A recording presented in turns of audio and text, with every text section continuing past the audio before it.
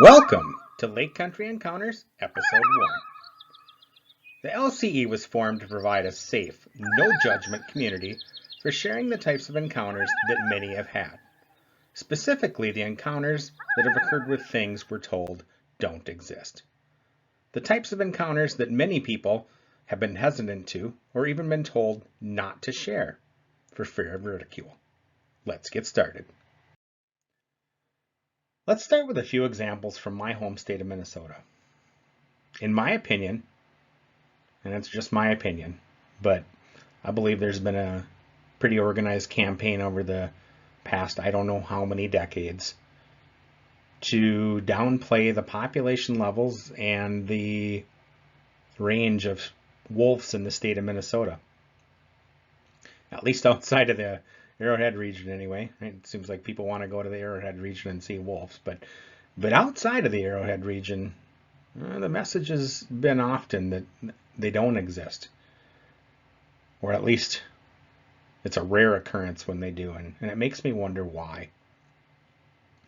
One guess would be that the goal of this campaign is to protect the wolves. Well, that might be a pretty noble goal. I've got to wonder if this is the best way to get it accomplished.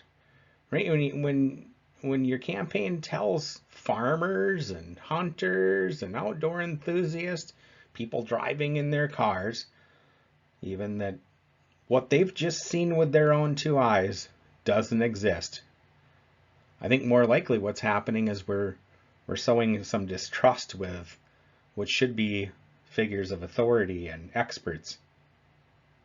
I think we're actually probably being counterproductive with a messaging campaign like that. Education might be more productive. If in fact it's a net positive to have wolves in the state of Minnesota, or at least a certain population of wolves in the state of Minnesota, then that should be the message, right? Let's put to, then there should be an educational campaign put in place to share that message, rather than attempting to deceive or even shame people. As I was doing some research, I came across a 2020 article from MinnPost, and it said in the MinnPost article that in the past decade, let me make sure I got these numbers right. In the past decade, the Minnesota Department of Agriculture has paid out on average $135 a year on an average of about 110 annual verified wolf depredation claims. But in this same article, there's an attempt to shift at least some of the blame to coyotes. Like it would be any better if the depredation was happening with coyotes. That article led me to dig a bit deeper, and I found it's a 2012 wolf debriefing from the Minnesota Department of Natural Resources. And in that debriefing, they say, well, since 2006, wolf depredation complaints have averaged 200 a year, with about 100 of those verified as being caused by wolves. Okay, that number seems to be in alignment with the MinnPost article, so maybe that's a real number. In the same wolf debriefing, there's a set of maps shared by the DNR that indicate that the wolves are ranging as far south as Hinckley in the east to Malacca in the center of the state. I remember news articles, I don't know, early 2000s, maybe mid 2010s, of a wolf being ran over as far south as Rochester. So which is it? Do we have wolves that range outside of the Arrowhead region in this state in large numbers, or not? I think it's probably likely that we've got a pretty big range of a large population of wolves in the state of Minnesota.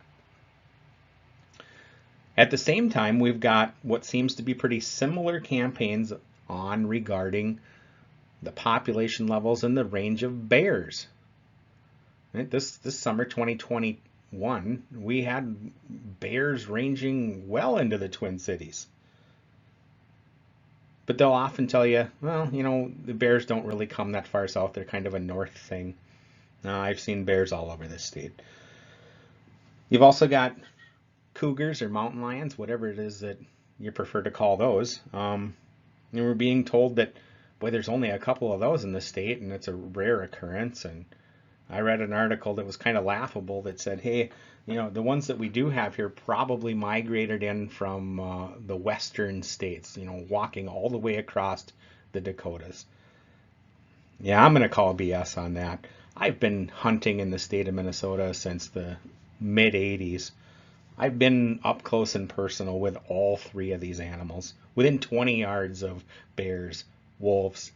I've had 2 mountain lions walk right in front of my vehicle as I was headed out to my deer stand. They definitely exist in the state of Minnesota. And either I'm in just exactly the right spot, or there's a pretty fair population of all three. I'm not saying it's a bad thing, but what I am saying is that there's an organized campaign to say these things don't exist.